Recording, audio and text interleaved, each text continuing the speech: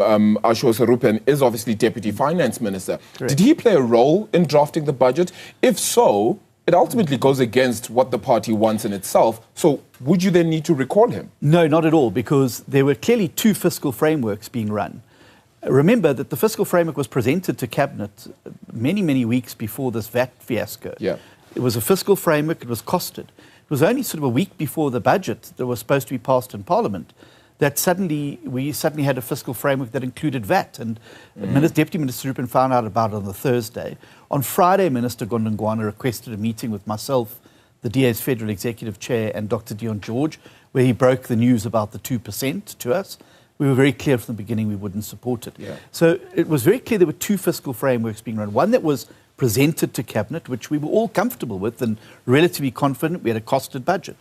Then suddenly this other one appears out of the sky, and I think that was also why, even within Cabinet and including members of the ANC, it took them by surprise that there was now suddenly this 2% VAT hike, and why the original budget speech was. So was this ultimately dictated by the Finance Minister? Absolutely. Was this just brought about by the Finance Minister? This was something that the Finance Minister conceived at every single step of the negotiations that we had within the subcommittee.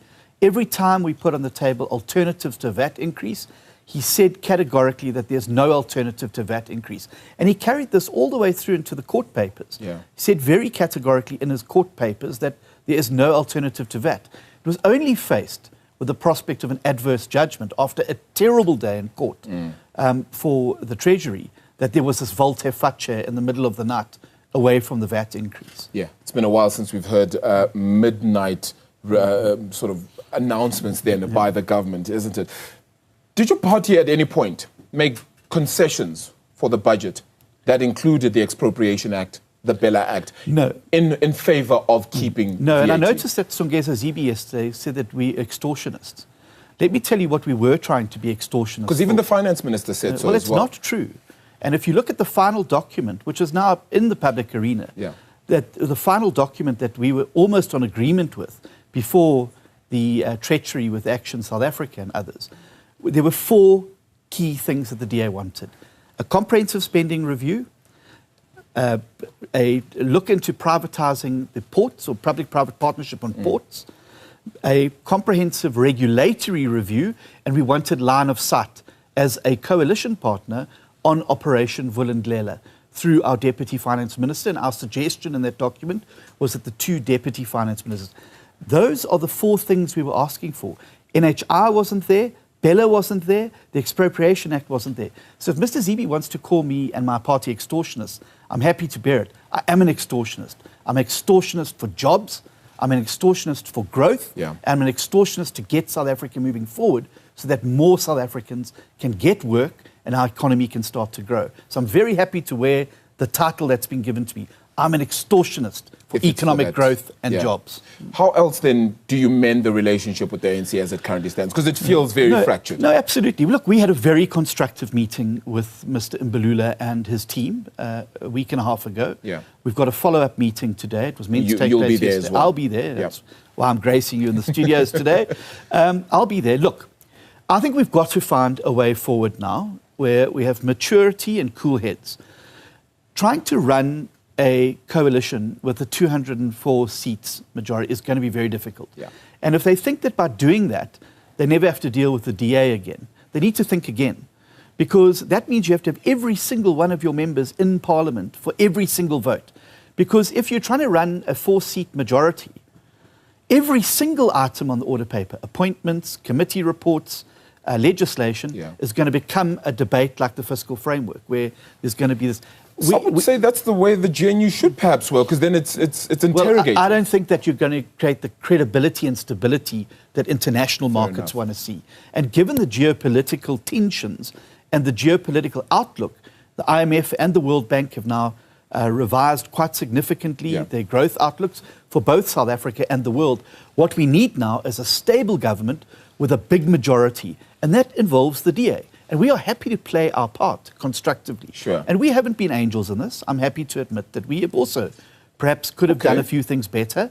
And I've made that very clear to the ANC. What are one of those things? Because I was going to ask if your modus operandi will now be to ultimately go to the courts, as is your prerogative, with every GNU decision that you perhaps are unhappy with? No, it's not the case at all. It's very expensive, and we don't approach the courts lightly. We only approach the courts in this instance because Cabinet wouldn't listen.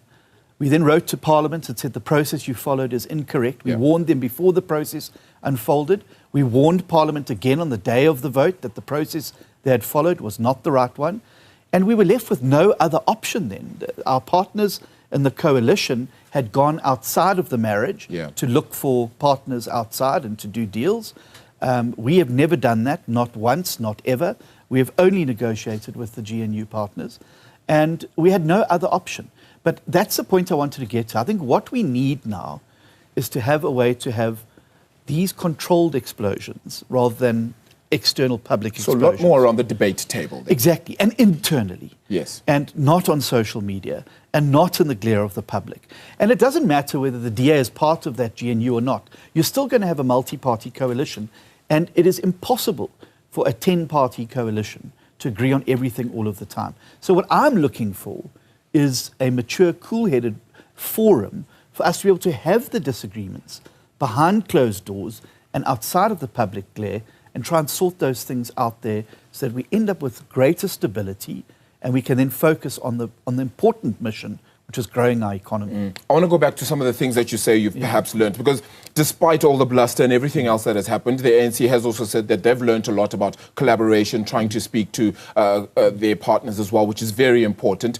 Is that going to be something that you'll do a lot more of? Only because, and I only say this because there are parties that in that meeting yesterday said there was a lot of grandstanding by the Democratic Alliance. From the first time that VAT was even mentioned, the first time around in February at the first budget, that ultimately then didn't happen, and that they don't want the grandstanding to happen, and it would be better around a debate table.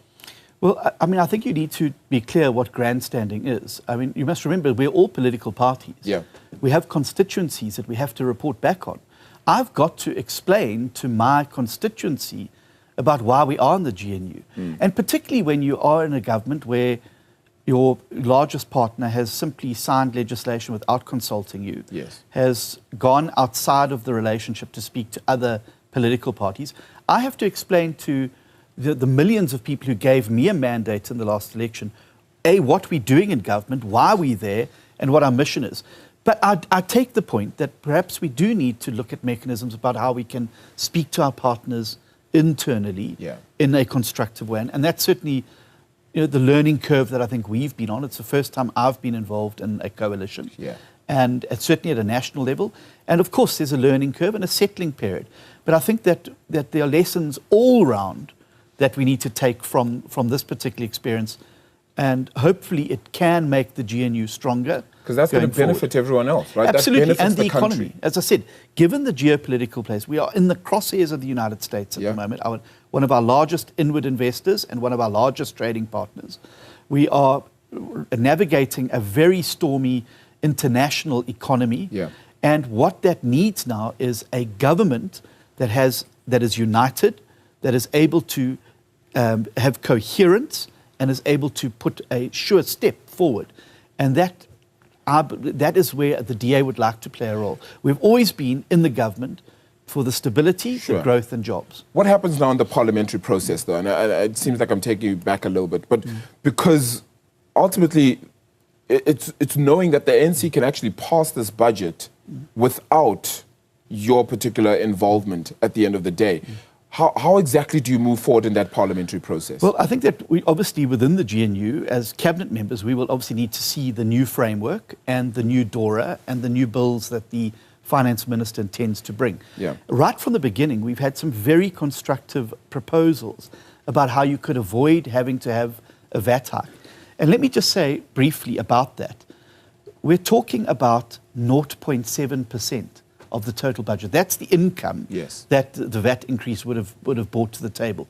If we can't find 0.7% of savings and deferments and cuts, then there's something wrong with us and our accountants if we can't get that right. Even a household, even a company that can't find 0.7% savings has got a bigger problem than... So you think the 75 billion that needs to be plugged in the medium term, we can find it through savings rather than trying to get more money from people? Absolutely. I think that we can, and we put a number of proposals right from the beginning. 8 weeks ago, when we spoke out against VATs in the first instance and put on the table a number of mechanisms that we believe could be used.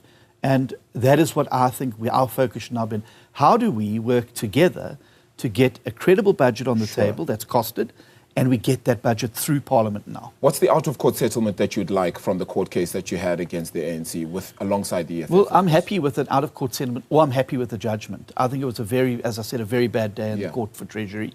And clearly by the judge's line of questioning, it appeared that they weren't buying what Treasury was selling.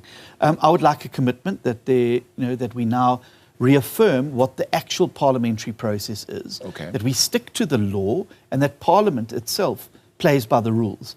We have those regulations in place for a reason, and I think they're there so that everybody knows what the rules are, and we're to be played by them, and that we go back and, as I said, bring now a credible, costed budget that's not going to drive up the cost of living for South Africans, and focuses on economic growth and jobs. And I think that's what we're looking for out of this process.